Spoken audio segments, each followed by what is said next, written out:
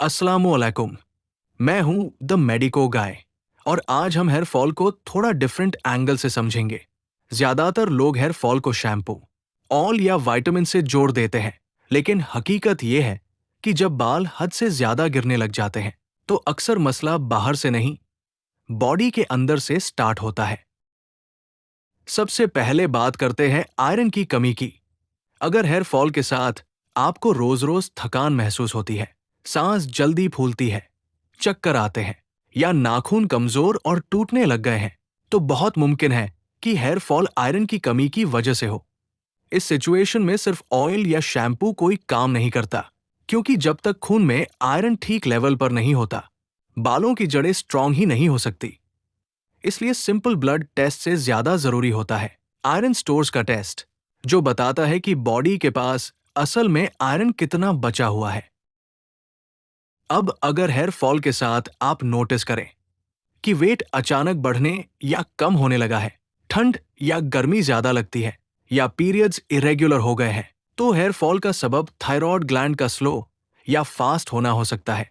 जब ये gland balance से बाहर होती है तो बालों का नेचुरल ग्रो होना डिस्टर्ब हो जाता है और बाल पतले होकर गिरना शुरू हो जाते हैं। इसलिए इस केस में एक सिंपल थायराइड टेस्ट से क्लैरिटी मिल जाती है। अब एक बहुत कॉमन लेकिन लोगों को कंफ्यूज करने वाली वजह, स्ट्रेस या कोई सीरियस इलनेस। अगर आप कुछ महीने पहले बहुत ज्यादा स्ट्रेस में रहे हों या सर्जरी, तेज बुखार, डेंगू, टाइफॉइड या कोविड से गुजरे हों और उसके 2-3 महीने बाद हेयर फॉल स्टार्ट हुआ हो, तो ये अक्सर बॉडी का टेम्पररी रिएक्शन होता है। इस वक्त बॉडी सर्वाइवल मोड में चली जाती है और बालों को अभी जरूरी नहीं समझकर उन्हें गिरने के फेज में डाल देती है।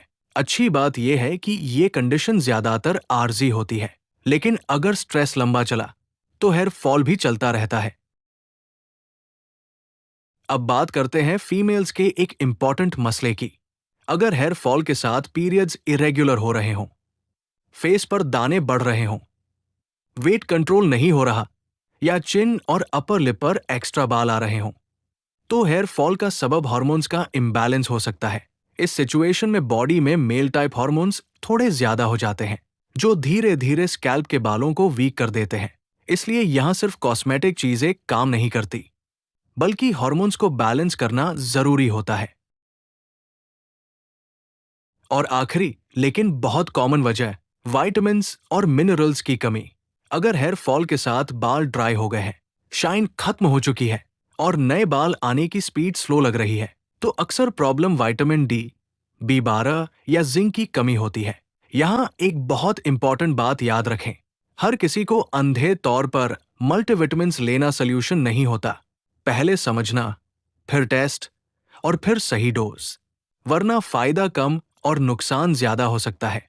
अगर हेयर फॉल 3 महीने से ज्यादा चल रहा हो, रोजाना बहुत ज्यादा बाल गिर रहे हों या स्कैल्प साफ नजर आने लग जाए, तो ये बॉडी का सिग्नल होता है कि अंदर कुछ ठीक नहीं चल रहा। इसलिए हेयर फॉल को इग्नोर मत करें। हेयर फॉल एक सिम्टम है, डिजीज नहीं, जब तक असल वजह ट्रीट नहीं होती। कोई ऑयल, सिरम या शैम्पू परमानेंट सोल्यूशन नहीं दे सकता। मैं हूं द मेडिको गाय और हेल्थ को आसान अल्फाज में समझाना मेरा काम है। अगर आप चाहते हैं कि मैं हेयर फॉल के टेस्ट्स, ट्रीटमेंट ऑप्शंस या मेल और फीमेल हेयर लॉस का फर्क डिटेल से एक्सप्लेन करूं, तो कमेंट जरूर करें और चैनल को सब्सक्राइब करना न भूलें।